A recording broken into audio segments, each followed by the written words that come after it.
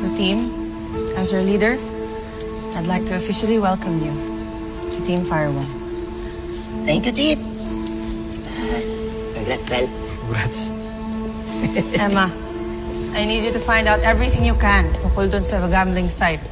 Since illegal ang galawan nila, all we need is to find their address and we can serve them a search warrant. Copy. Titingnan ko kung anong IP address nila para makakuha tayo ng general location kung saan sila nag-ooperate.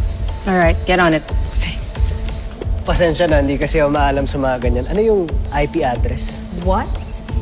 Nandito ka sa cybercrime pero hindi mo alam kung ano yung IP address? Basic na lang yan. Kaya ako at natanong, hindi ko alam eh. Gala yung IP address. Pwede mo siya i-compare sa bahay mo. Yung bahay mo kasi, di ba, may house number, may street. Yung cellphone at computer mo, ganun din. Yun yung IP address para malocate ka sa internet.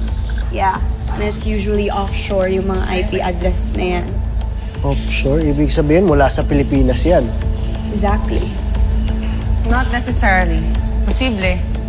Pero usually nandito lang sila sa Pilipinas. Gumagamit na sila ng ibang IP address para pagmukain na wala sila dito.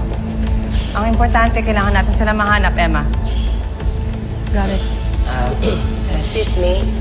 Chief, kami po. Ano pong gagawin namin? Assist niyo na lang ni Leila, si Emma, sa kung ano pa kailangan niya. Sige, Chief.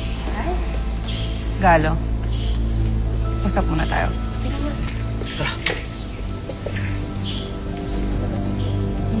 Pinasok mo na to.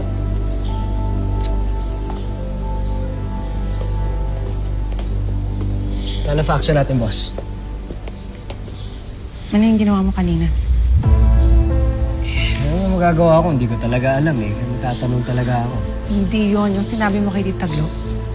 Bakit mo siya pinaasa, ha? Ba't mo sinabing mahahanap natin yung pera at mababawi natin? Or mahahanap natin yung kriminal? Ano to? Hindi ka ba nag-training sa academy? Epekto ba ito ng pagpasok mo sa army? Hindi ka talaga nag-iisip? Salita ka lang ng salita?